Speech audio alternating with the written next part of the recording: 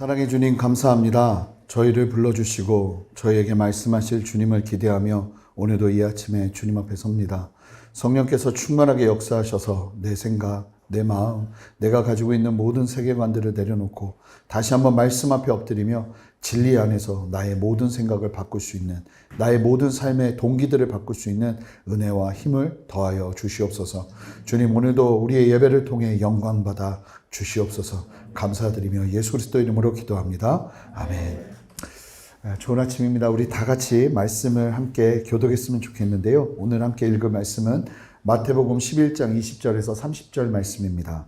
쉼을 얻는 길이라는 제목으로 말씀을 나눌 텐데요. 마태복음 11장 20절에서 30절 말씀 한 목소리로 저와 함께 교독하겠습니다. 마지막 절은 함께 읽습니다. 자, 20절 읽겠습니다.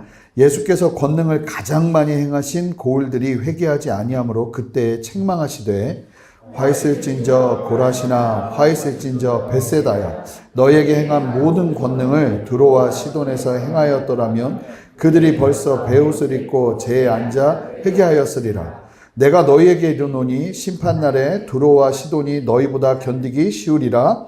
가버나움이 내가 하늘에서까지 높아지겠느냐 음보에까지 낮아지리라. 내게 행한 모든 권능을 소돔에서 행하였더라면 그 성이 오늘까지 있었으리라. 내가 너희에게 이르노니 심판날에 소돔 땅이 너희보다 견디기 쉬우리라 하시니라. 그때 예수께서 대답하여 이르시되 천지의 주제이신 아버지여 이것을 지혜롭고 슬기 있는 자들에게는 숨기시고 어린아이들에게는 나타내심을 감사하나이다. 옳소이다. 이렇게 된 것이 아버지의 뜻이니이다. 내 아버지께서 모든 것을 내게 주셨으니 아버지 외에는 아들을 아는 자가 없고 아들과 또 아들의 소원대로 계시를 받는 자 외에는 아버지를 아는 자가 없느니라. 수고하고 무거운 짐진 자들아 다 내게로 오라. 내가 너희를 쉬게 하리라. 나는 마음이 온유하고 겸손하니 나의 멍에를 메고 내게 배우라. 그리하면 너희 마음이 쉼을 얻으리니. 함께 읽습니다. 이는 내 멍에는 쉽고 내 짐은 가벼움이라 하시니라. 아멘. 너무 잘하시는 말씀인데요. 이 말씀 제가 요즘 가장 많이 계속 묵상하고 있는 말씀이에요. 왜냐하면 뭐 하나가 걸렸거든요. 이 말씀 읽다가 내가 알던 것과 다른. 그래서 요거를 이제 알아야 되니까 계속 묵상하면서 좀 이 말씀을 너무 잘 알잖아요. 근데 너무 잘하는 말씀일수록 앞뒤 문맥을 같이 확인해 보면서 말씀을 볼 필요가 있어요. 그래서 이 말씀을 보다가 야, 이런 뜻이 있구나 하는 마음을 너무 많이 가지고 요즘 묵상하고 있어서 오늘 교장 직원 예배에 오면 이 말씀 나눠야겠다 해서 말씀을 준비했습니다. 제가 우리 교회 성도님들에게 자주 하는 말이 있는데요. 신앙에서 정말 중요한 게 뭐냐면 뭐가 중요한지를 알아야 되고 멀리 봐야 된다는 얘기를 굉장히 많이 합니다. 뭐가 중요한지 알아야 되고 멀리 봐야 된다. 멀리 봐야 된다는 건 여러 의미가 있는데 궁극적인 목적, 궁극적인 이유를 알아야 된다는 거죠. 여러분 기적을 경험하면 너무 좋잖아요.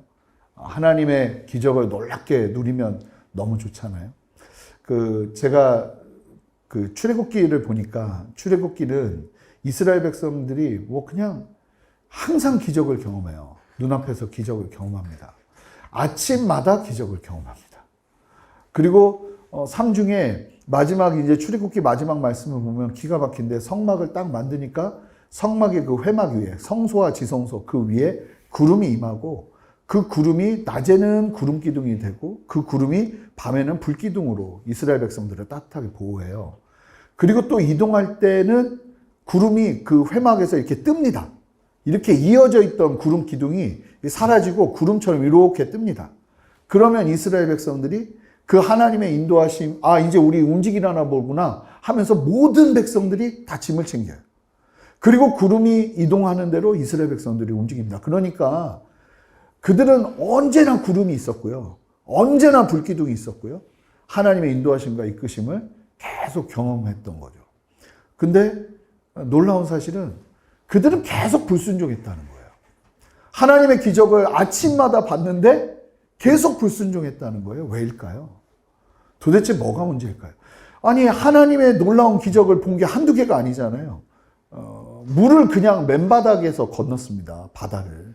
하나님이 강풍을 부셔서 이 왜 얇은 물에다가 우리가 후 하면은 바닥이 보이잖아요. 그러는 것처럼 하나님이 강력한 바람을 부셔서 이 물살을 가르셨는데 놀라운 건 사람들이 그 바람 속에서 걸을 수 있었어요. 그러면서 기적을 경험하면서 하나님 안에서 홍해를 건넌 사람들. 날마다 하나님께서 놀랍게 아침마다 만나를 먹이시는 기적을 경험한 사람들이 아시는 것처럼 거의 대부분, 2명을 제외하고 대부분은 가나안으로 들어가지 못했어요. 기적을 항상 경험했는데 무엇이 문제일까? 자, 오늘 말씀을 보면 예수님께서 너무 의아해 하시는 지역들이 있어요. 의아해 하는 정도가 아니라 막 엄청나게 강하게 질책하십니다. 아주 혼을 내십니다. 뭐라고 말씀하시냐면 심판날에 두로와 시돈은 페니키아니까 이스라엘의 이 서쪽 북쪽의 끝에 국경 지역에 있는 곳이 두로와 시돈이에요. 그 두로와 시돈에다가 너희들에게 행했던 기적을 행했으면 벌써 하나님께 돌아왔을 텐데 너희들은 그렇게 놀라운 기적을 경험하고도 멸망의 길로 간다는 거예요. 그 지역이 어디였냐면 고라신, 벳세다, 가버나움이에요. 이게 다 이렇게 묶여 있는 곳입니다. 예수님께서 가장 많은 기적과 이사를 행하신 곳이죠. 그래서 저는 이제 성지순례는 안 가봤어요. 근데 하나님께서 너무 강한 마음을 주셔서 저 혼자 성지순례 가려고 혼자 계획을 짜가지고 비행기표를 끊고 그 다음에 숙소를 정하고 혼자 돌아다니려고 차 렌트까지 다 해놨어요. 근데 못 갔어요. 전쟁이 나서. 전쟁이 나니까 이게 자연재해 뭐 이런 급으로 해가지고 비행기가 다 취소되고 다 돌려주더라고요. 모든 숙소가 다 돌려주는 거예요. 근데 제가 그 이스라엘을 기획하면서 제일 가보고 싶었던 곳이 어딘지 아세요? 가버나움이에요. 왜냐면 그 가버나움은 예수님의 기적이 가장 많이 행해졌던 곳이에요. 사실은 가면 완전히 촌시골로 볼 게 별로 없대요. 근데 저는 거기에 볼 게 있어서 가고 싶은 게 아니라 예수님의 흔적이 가장 많이 살아있는 곳이니까 그 땅을 나도 같이 서서 숨을 쉬어보고 싶은 거예요. 그래서 가버나움 쪽으로 이제 굉장히 많은 시간을 할애를 했었거든요. 그냥 거기서 가만히 앉아 있으려고요. 그냥 가만히 앉아서 좀 차 좀 마시면서 묵상하면서 주님 앞에 있고 싶어서 그랬던 곳이 가버나움이에요. 근데 이 가버나움이요, 예수님께 엄청난 질책을 받아요. 오늘 말씀 보면 이런 말씀이 있어요. 23절을 보시면요, 이런 말씀까지 있어요. 가버나움아, 기적을 엄청나게 행하셨는데 네가 하늘에까지 높아지겠느냐고 물으세요. 무슨 얘기예요? 너 지금 너무 교만해졌다는 거예요. 기적을 엄청나게 행하셨는데 가버나움이 그 기적을 경험하면서 너무 교만해졌다는 거죠. 쉽게 말하면 기적이 그들을 망가뜨리고 있는 거예요. 그러면서 높아진 너의 교만으로 인해 음부까지 넌 내려갈 것이라고 말씀하세요. 그러면서 뭐라고 말씀하시냐면 가버나움에서 행하신 예수님의 이적이 소돔 땅에 있었다면 소돔은 멸망하지 않았을 거라고 그래요. 만약에 소돔 땅에다가 너희들에게 행했던 기적을 행했으면 아브라함 시절에 소돔은 멸망하지 않았을 거라고 말씀하세요. 그러니까 이제 이 가버나움에 행하신 기적이 얼마나 많았다는 얘기예요. 그런데 그런 가버나움을 향해서 기적을 행하셨던 그 가버나움을 향해서 예수님께서 하시는 말씀이 소돔에서 그 많은 기적을 행하였으면 너희는 소돔은 멸망하지 않았을 거라고. 그만큼 심각하게 놀랍게 기적을 행했음에도 불구하고 그 기적을 경험한 가버나움 사람들이 무너지고 있었다는 거예요. 다른 지역도 마찬가지예요. 그냥 이방인들에게 그런 일을 행했으면 훨씬 더 많은 은혜의 열매가 있었을 텐데 너에겐 그게 보이지 않는다고 예수님께서 아주 강하게 질책하십니다. 근데 그렇게 질책하시는 이유가 무엇인가? 여러분, 뭐가 중요하고 무엇이 진짜 그 목적인지를 아는 게 굉장히 중요하거든요. 20절 말씀 한 목소리로 읽어보겠습니다. 왜 그 놀라운 기적을 경험한 고을들이 예수님께 이렇게 질책을 받는가? 우리 20절 말씀을 한 목소리로 여러분들이 힘차게 읽어주세요. 읽습니다.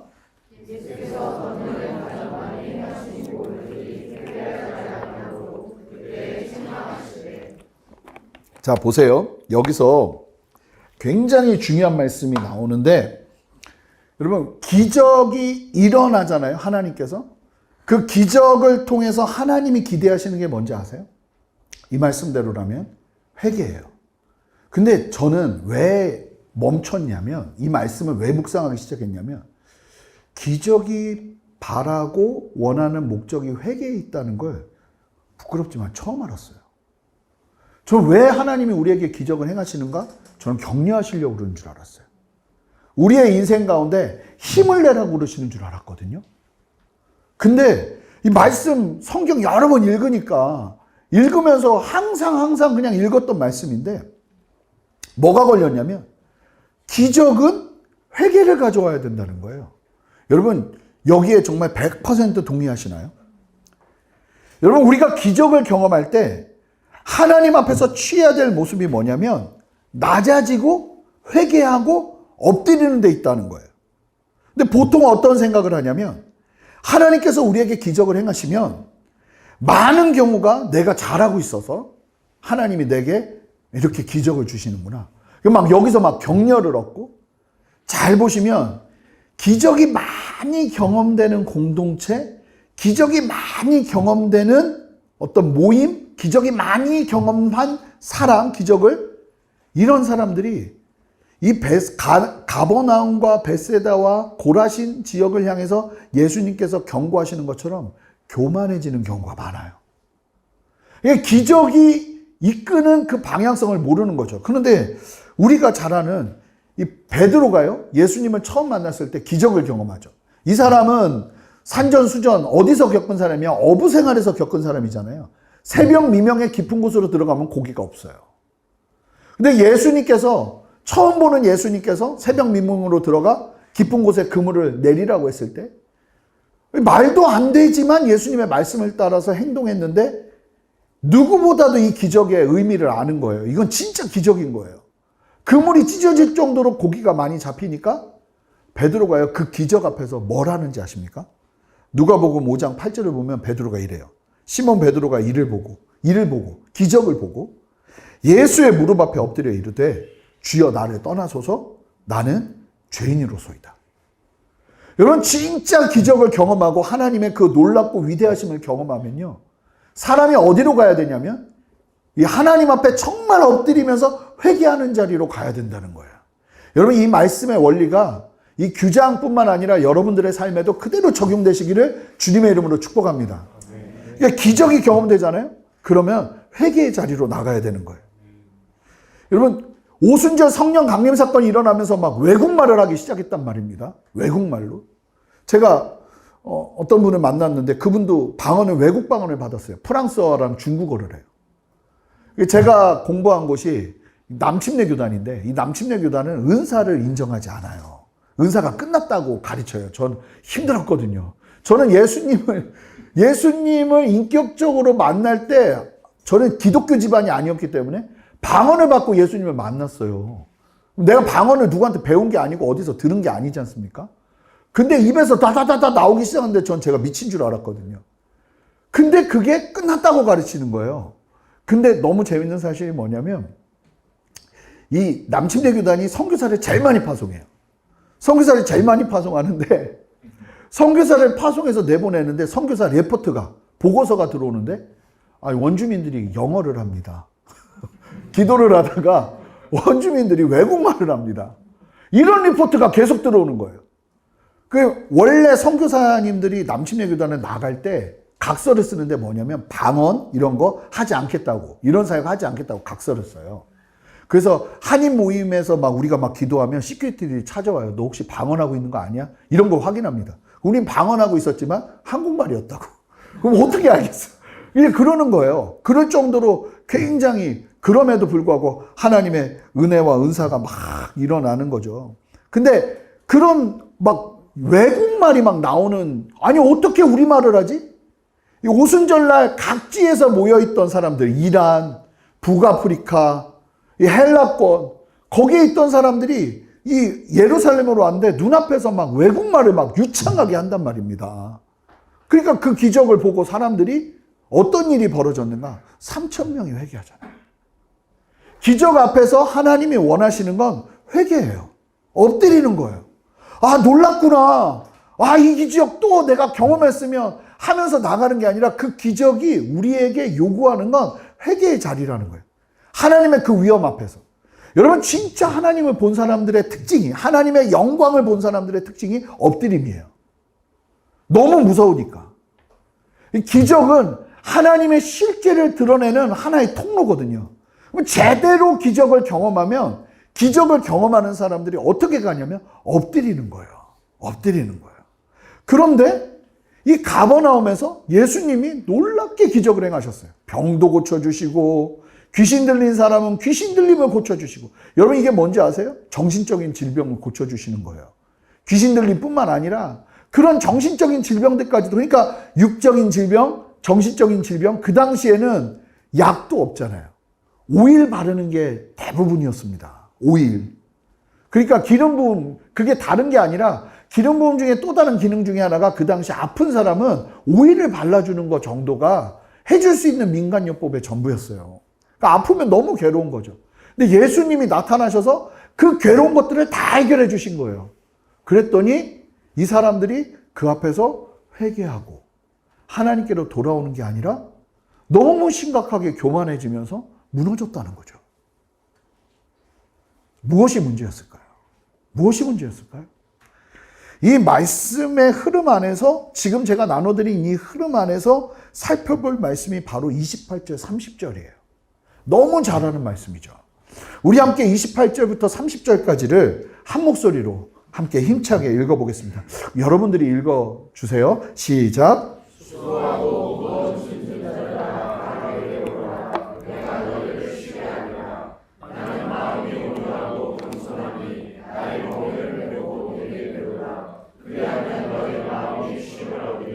이는 내 멍에는 쉽고 내 짐은 가벼움이라 하시니라.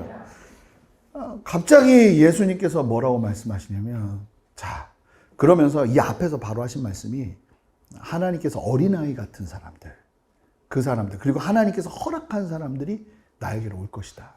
그러니까 기적을 경험한 사람들이 다 예수님께서 허락하신, 하나님께서, 성부 하나님께서 허락하신 그런 사람들이 아니라는 거예요. 그러면 예수님을 따르는 사람들은 어떤 특징을 가지는가? 그럼 기적이 아니에요. 자, 수고하고 무거운 짐진 자들아 다 내게로 오라 할 때 오라는 말씀의 원문을 보면 나를 따르라는 거예요. 자, 수고하고 무거운 짐진 자들아 다 나를 따라와라. 제가 사실 제가 이 말씀을요 어떻게 이해했냐면 다른 말씀이랑 섞여버려가지고 수고하고 무거운 짐을 가지고 예수님께 가면 예수님이 그 짐을 다 걷어가시는 줄 알았어요. 그래서 예수님께 가는 이유는 내 짐을 덜기 위함이다, 이렇게 이해를 하고 있었어요. 근데 말씀을 잘 보니까 제가 충격적인 사실을 알았는데, 여기서 내가 너의 짐을 어떻게 해줄게 하는 말씀은 어디에도 없어요. 내가 너의 짐을 내려줄게 라는 말씀도 없어요. 자, 수고하고 무거운 짐진 자들아 다 내게로 오라, 내가 너희를 쉬게 하리라. 이렇게 말씀하시면서, 그러면 어떻게 쉼을 얻을 수 있는가?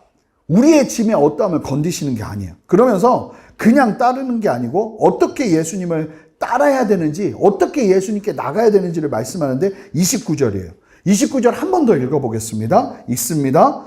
나는 마음이 온유하고 겸손하니 나의 멍에를 메고 내게 배우라. 그리하면 너희 마음이 쉼을 얻으리니. 나는 마음이 온유하고 겸손하다는 거예요.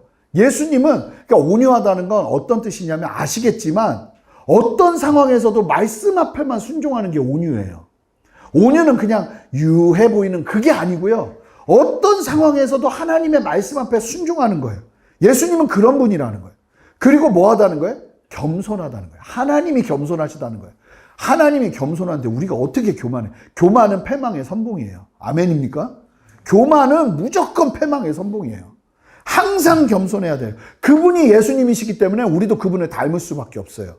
그러면서 뭐라고 말하냐면 쉬는 법을 얘기하시는데, 자, 쉬는 법을 얘기하시는데, 제가요, 여러분, 제가 새벽 예배 때 우리 성도님들한테 여러분, 제가 쉬는 법을 하나 말씀드릴게요. 그랬더니 막 졸리던 눈을 막 이렇게 뜨면서 막 기대하면서 듣는 거예요. 자, 쉬는 법을 말씀드리겠습니다. 여러분들의 짐을 가지고 짐 하나를 더 얻는 거예요. 예수님의 멍에를 매는 겁니다. 그랬더니 그 허탈해하던 얼굴이 지난주였는데 지금도 기억이 나요. 얼마나 황당해하든지 뭐 이런 식이니까 말씀은 항상. 근데 뭐라고 말씀하시냐면 수고하고 무거운 짐진 자들아 다 내게로 오라 내가 너희를 쉬게 하리라. 그러면서 갑자기 쉬는 법을 말씀하시는데 쉼을 얻는 길이 오늘 제목이거든요. 설교 제목. 어떻게 우리는 쉼을 얻는가? 다른 데 있지 않고 그 상태에서 또 하나를 매라는 거예요. 나의 멍에를 매고 나에게서 배우라고 그러세요. 여러분 잘 아시겠지만 그 당시 멍에는 이렇게 생겼어요. 그림을 보여주시면. 네. 잘 보이시나요? 이 멍에는 두 마리가 같이 지는 거예요. 무조건. 그래서 실제로 소가 이제 멍에를 매면 이런 모양이에요. 그러니까 같이 가요. 근데 특별히 이 팔레스틴 지역에서는 멍에를 어떻게 매게 하냐면, 그러니까 두 마리 소가 함께 짐을 끌거나 밭을 가는데 일반적으로 더 강하고 숙련된 소 한 마리가 덜 숙련된 소를 끌고 가요. 그러면서 배우는 거예요. 자, 그러니까 이게 무슨 말이냐면 예수님의 멍에를 매라는 말씀은 한쪽은 예수님이 지고 있는 거예요. 그리고 예수님의 말씀대로 순종하면서 멍에를 매는 거죠. 저는 이거를 저의 표현으로는 성령의 감동을 따르는 삶이라고 얘기해요. 항상 성령의 감동을, 하나님의 뜻 가운데 순종하기로 결정하는 삶, 이 삶으로 초대하는 거예요. 내 짐이 무거워 죽겠는데도 주님의 멍에를 메고 주님이 가라는 대로 같이 가면서 뭘 배우겠어요? 길을 배우고 삶을 배우고 선택을 배우겠죠. 예수님께서 하시는 말씀이 뭐냐면 힘들고 어려워도, 자 보세요. 가버나움에서 예수님이 뭘 해줬는지 아세요? 그 수고하고 무거운 짐을 좀 풀어줬어요. 정말 해결할 수 없는 짐의 문제를 해결해 줬어요. 그랬더니 사람들이 어떤 반응을 보였냐면 하나님이 원하시는 축복의 길로 간 게 아니라, 회개의 길로 간 게 아니라 교만의 길로 가버렸어요. 자, 예수님도 아시는 거예요. 정말 내 사람들은, 정말 구원받는 사람들은 예수님이요, 짐 어찌 해주지 않으세요. 물론 해결해 주시기도 하지만, 근데 거기에 목적이 있지 않다는 거예요. 진짜 중요한 건 내 짐이 어떠하든 상관없이 주님의 멍에를 매는 거예요.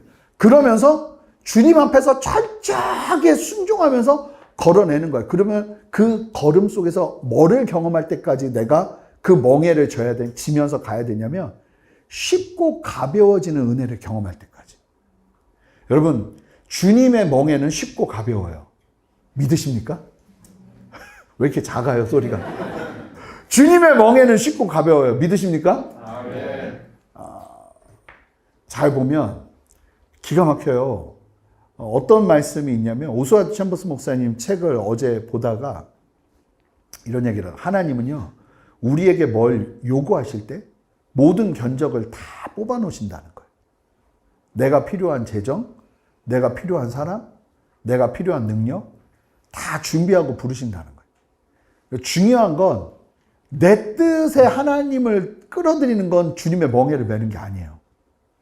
주님의 뜻 가운데 내가 철저하게 순종하며 나가면 주님은 그 가운데 필요한 것들을 다 준비시키세요. 이스라엘 백성들에게 성막을 요구하시잖아요. 성막에 들어간 금의 양이 얼마였는지 아세요? 1톤이었어요. 1톤. 당시에 1톤의 금은 어마어마한 가치예요. 그런데 그 1톤의 금이 400년 동안 종살이했던 이스라엘 백성들에게 어떻게 나왔는지 아세요? 하나님이요, 마지막 출애굽하는 순간에 이스라엘 백성들한테 막 강력하게 도전하세요. 너 주인들에게 가서 도와달라고 해라. 그러니까 지금 나가는 것도 미안해 죽겠는 사람들한테 도와달라고 그래요. 근데 하나님께서요, 너무 놀랍게 애굽 사람들의 마음을 움직이셔서 엄청난 재물을 도와줍니다. 그때 모인 거예요. 자, 그러니까 성막을 만들려고 했을 때 필요한 거 다 누가 준비하신 거예요? 하나님이 준비하신 거예요. 성막 만들 때는요, 브살렐이라는 사람을 세워서 내가 가르치겠다고 하는데 지혜를 다 주겠다고 그래요. 성막 만드는 것도 누가 다 하시는 거예요? 사실은 우리는 순종하지만 그 순종의 걸음을 통해서 누가 다 주도 면밀하게 일하시는 거예요? 하나님이 하시는 거예요. 여러분, 우리는요, 그냥 순종하는 거예요. 진짜 우리의 걸음은 뭐냐면 멍에를 지고 가는 거예요. 제가 이 말씀을 왜 묵상하겠어요? 너무 무거운 거예요.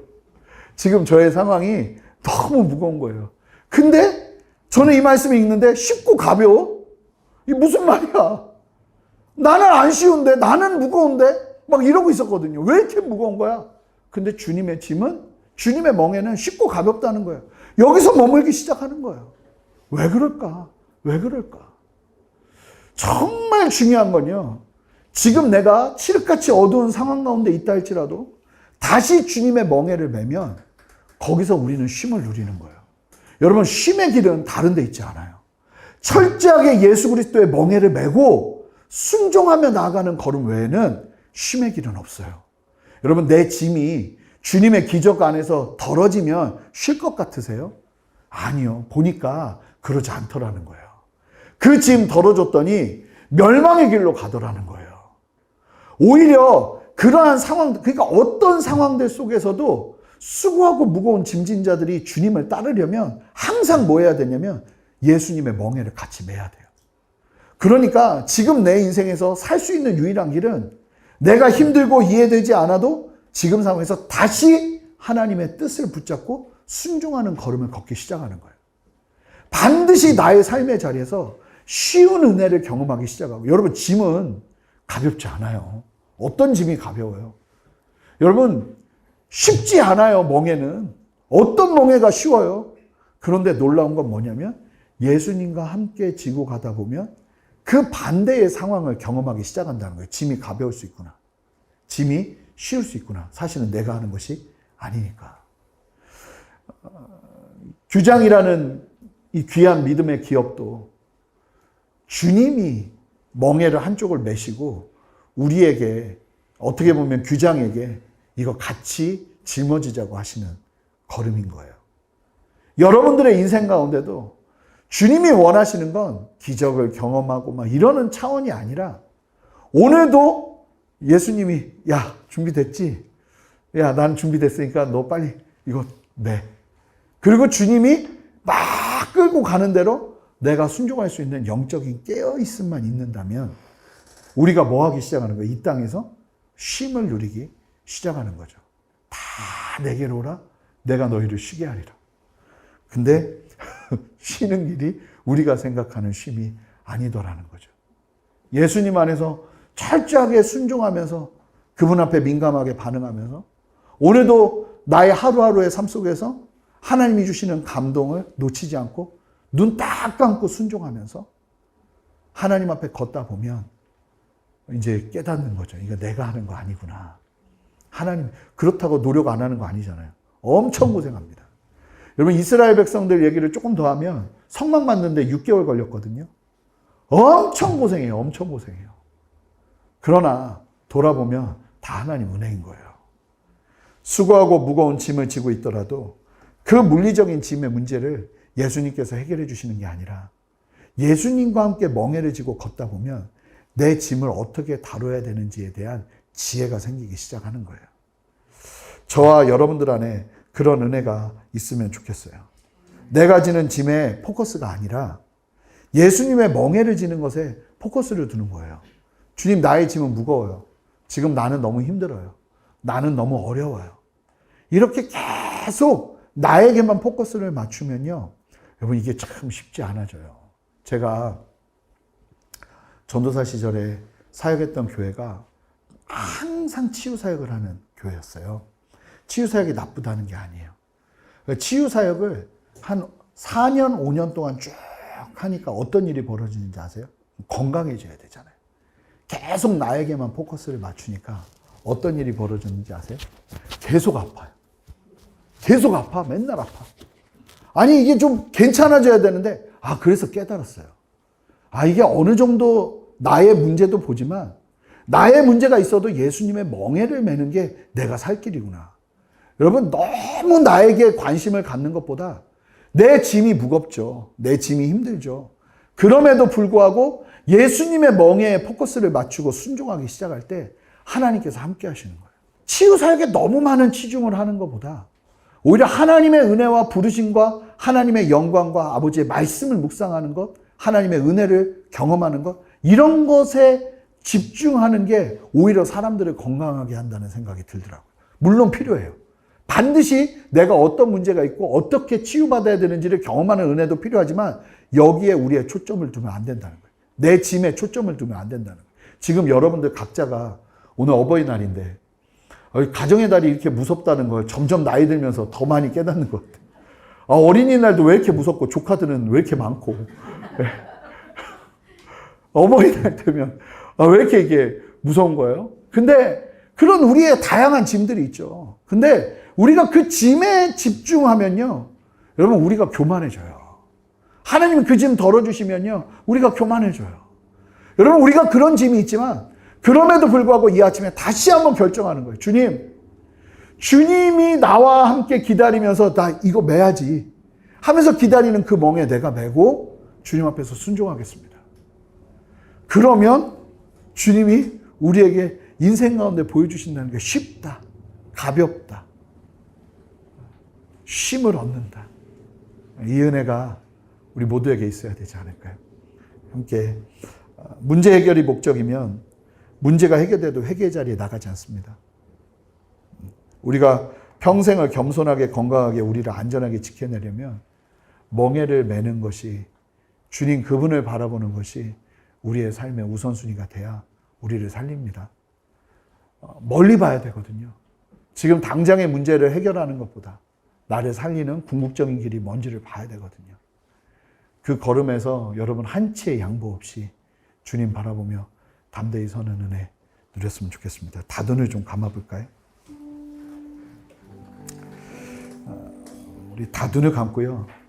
하나님, 지금 내 어깨를 짓누르는 이 짐이 참 무겁지만 오늘 이 말씀을 의지하여서 하나님 내 짐을 걷어가 달라고 기도하지 않고 하나님, 하나님의 멍에, 예수님의 그 멍에를 주님께서 나에게 지라 하시는 그 십자가를 다시 한번 붙잡으며 주님 앞에 일어서는 이 아침 되기를 원합니다. 주여, 나의 생각을 바꾸어 주시옵소서.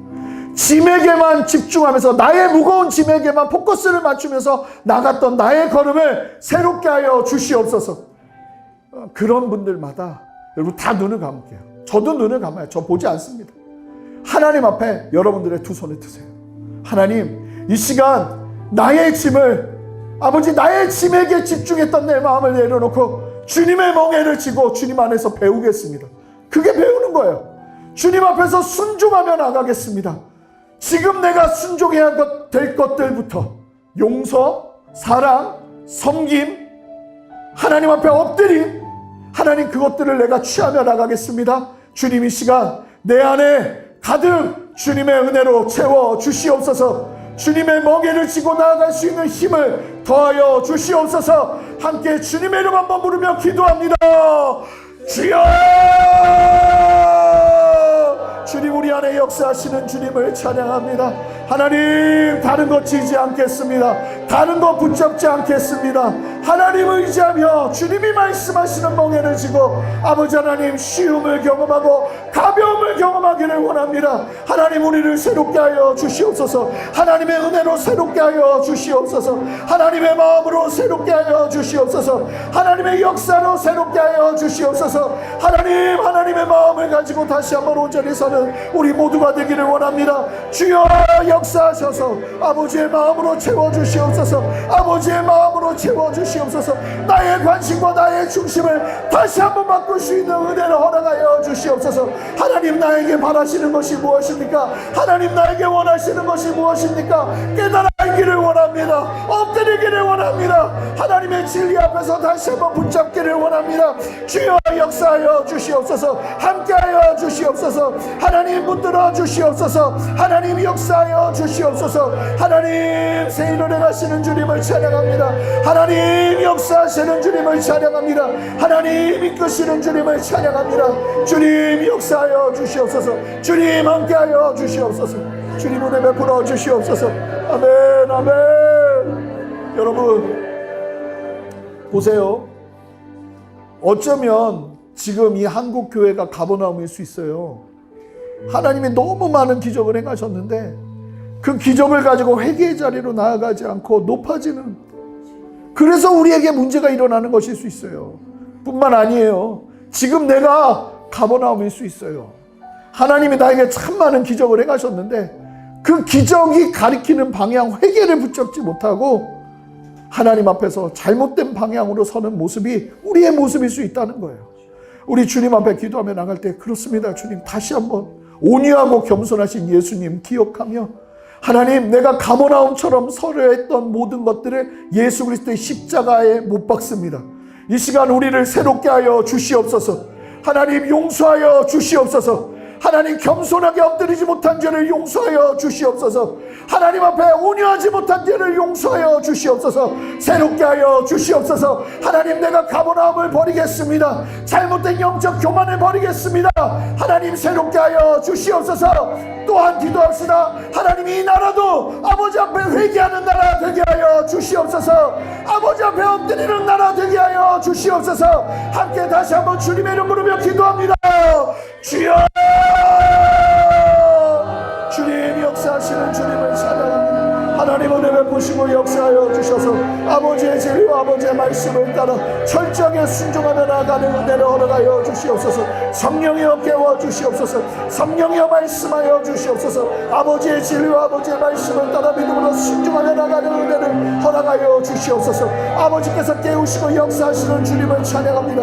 하나님의 역사하심과 일하심을 찬양합니다. 하나님 인도하시고 함께하여 주셔서 하나님 가버나움의 길을 걷지 않게 하여 주시고 겸손하게 회개하며 하나님 앞에 엎드릴 수 있는 은혜를 허락하여 주시옵소서. 주님 역사하여 주시옵소서. 함께하여 주시옵소서. 살려 주시옵소서. 하나님의 인도하심과 하나님의 역사하심 위에 담대하게 서는 은혜를 허락하여 주시옵소서. 하나님 인도하시는 주님을 찬양합니다. 하나님이 역사하시는 주님을 찬양합니다. 하나님의 뜻과 하나님의 마음을 보게 하시는 주님을 찬양합니다. 주님 은혜 베풀어 주셔서 하나님의 마음과 하나님의 뜻을 온전하게 누리며 서는 은혜를 허락하여 주시옵소서.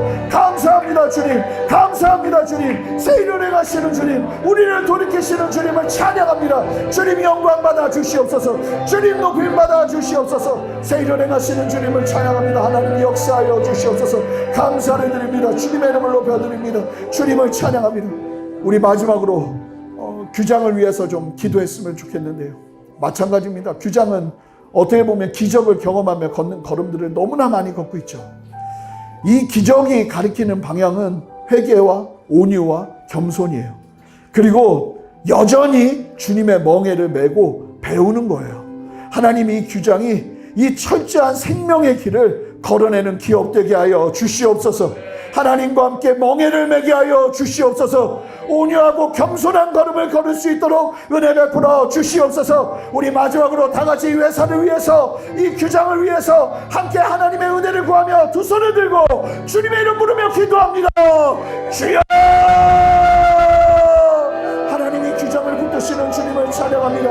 이 한국의 소망과 같이, 아버지의 빛과 소금과 같이 한국교회를 깨우고 한국의 성도들을, 대한민국의 성도들을 깨우는 이 귀한 믿음의 기업 위에 아버지의 마음을 더하여 주시옵소서. 온유하고 겸손하고 하나님 회개의 자리를 찾는 믿음의 기업 되게 하여 주시옵소서.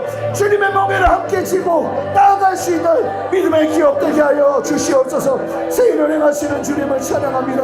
하나님이 역사하여 주시고 이 생명의 걸음을 걸어내며 주님 안에서 승리하는 은혜를 허락하여 주시옵소서. 새 일을 행하시는 주님을 찬양합니다. 역사하시는 주님을 찬양합니다. 하나님의 축복을 더하시고 아버지의 은혜를 더하여 주시옵소서. 주님 보게 하시고 알게 하시고 깨닫게 하여 주시옵소서. 주님보다 높아진 마음이 낮아지게 하시고 예수 그리스도의 놀라운 은혜와 사랑 아래 다시 한번 담대하게 서는 은혜, 하나님께서 내시는 걸음, 하나님께서 이끄시는 걸음 철저하게 순종하며 담대하게 걸어낼 수 있도록 주여 역사하여 주시옵소서. 거기에 쉼이 있습니다. 거기에 가벼움과 아버지 하나님의 쉬움이 있습니다. 주님이 역사하여 주셔서 어려운 길 걷지 않게 하시고 고난의 길이라 할지라도 쉬운 길, 가벼운 길을 경험하며 걸을 수 있는 은혜를 허락하여 주시옵소서. 새 일을 행하시는 주님을 찬양합니다. 감사합니다. 주님 감사합니다. 하나님, 오늘 이 아침에 우리를 깨워주시고 우리에게 말씀하시는 주님을 찬양합니다. 하나님, 쉼이 없는 길을 걷고 있지는 않은지 우리를 돌아보게 하시고 무엇이 문제인지 이 말씀 속에서 깨닫게 하여 주시고 하나님, 하나님을 따르면서 나의 짐이 아닌 주님의 멍에에 관심을 두고 하나님, 주님이 이끄시는 대로 순종하는 걸음을 걸어내며 세상에서 경험하지 못한 짐이라는 게 가벼울 수 있고 멍해라는 게 쉬울 수 있다는 사실을 경험하며 하나님 이 땅을 살맛나게 살아가는 우리 모두가 되기를 원합니다.